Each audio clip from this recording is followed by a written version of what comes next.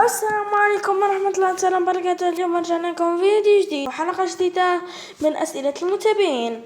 قبل البدء لا تنسوا والله كل الاشتراك في القناة وفعل جرس التنبيهات ليصلكم كل جديد. ومعكم اليوتيوبر راتبيت اف مشاهدة ممتعة. واليوم خلونا ندخل في أول سؤال معنا، واللي هو: هل حبيت طفلة من قبل؟ صراحة أنا عندما كنت صغير كنت أعشق البنات، معني ما كنت اني في فترة جاي او كذا، ولكنني عندما كنت صغير عندما كنت ارى طفلة اتجنن، يقبضني الهبال. طفي انا هل حبيت طفلة؟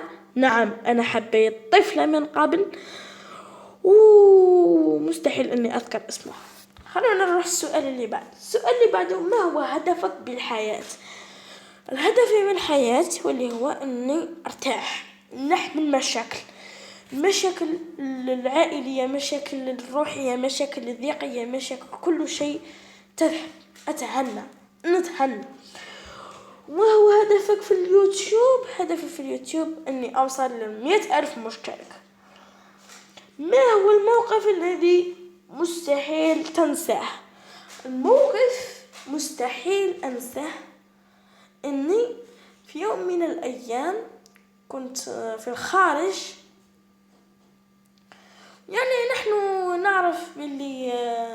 نعرف بأننا إذا لعبنا احنا بالبابي فوت أو بما تعرف البابي فوت، مستحيل أن ندخل للمنزل.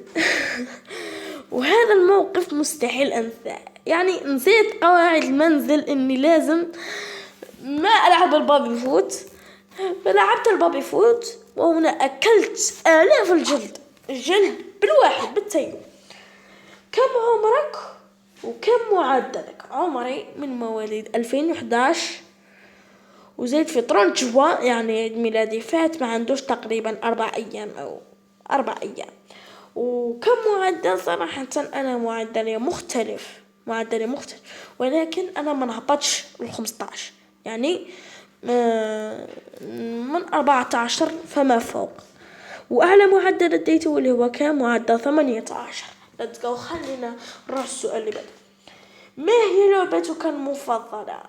لعبتي المفضلة قبل ما أعرف لعبة فري فاير، واللي هي كانت لعبة كوفر فاير، كانت لعبة صراحة أسطورية تشبه لعبة فري فاير، ولكن كنت أحبها صراحة لدرجة لن تنسى. خلينا نروح السؤال اللي بعده. ما هي شخصيتك المفضلة؟ شخصيتي المفضلة في لعبة فري فاير، واللي هي شخصية آرلوك، صحوة آرلوك، ومتمنى أنها تكون عندي. وما هي شخصيتك خارج لعبة فري فاير أو خارج نطاق فري فاير؟ شخصيتي أن تكون، أنا أفضل شخصيات الهدوء الكالم، وشخصيتي حزينة مثل اكستنتيشن وبيلي آيليش وكذا. خلينا نروح السؤال اللي بعده. واللي هو: متى تدير فيس كام؟ الفيس كام صراحة متى أدير فيس كام أنا ما أدري صراحة. عندما أصل إلى 10,000 متابع راح إن شاء الله بإذن الله بفضل ربنا ثم بفضلكم راح ندير فيس كام إن شاء الله في القناة. وهذه كانت أسئلتنا. لا تنسوا والله كل اشتراك في القناة وفعلوا جرس التنبيهات لتصلكم كل جديد. إذا كنتوا تحوسوا على أسئلة محرجة اتركوها لي تحت في التعليقات. متمنى إنكم تفجروا التعليقات كلكم أسئلة بخصوص هل تلعب بسلاح النقر أو لا. نعم، ألعب بجميع الأسلحة ولكن ما عدا سلاح الفاماس وسلاح الأخرى مثل الشحن العنيف. وهذه كانت أسئلتنا. لا تنسوا والله كل اشتراك في القناة وفعلوا جرس التنبيهات ليصلكم كل جديد. وكان معكم راتبيت اف في حلقة جديدة وممتعة. بيس.